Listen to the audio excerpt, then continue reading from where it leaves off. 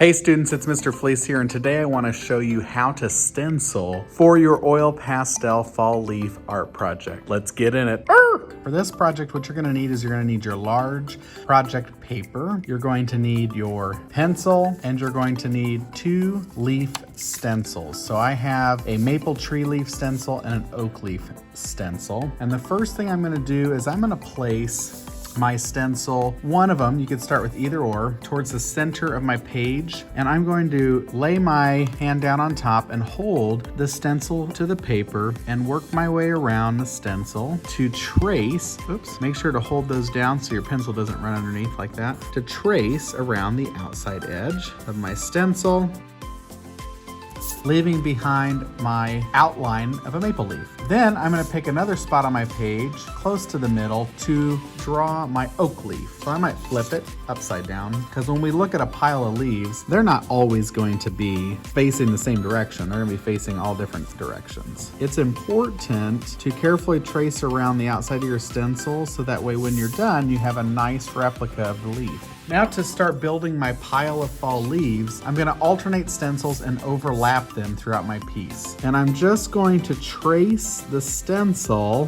where it doesn't overlap. See how I stopped right here because I hit that leaf? So then I'm going to come over here, follow it until I hit my maple leaf, and I hit it right there, the stem. I can do this little piece, this little corner, and then I can do up here, I can do a little bit as well to create a pile. So now it looks like this leaf is underneath my other 2 leaves. So just make sure when you are overlapping to build your pile that you don't draw over the lines you've already created. Now I'm going to grab my next stencil. Maybe I'll put a little oak leaf coming out of this part.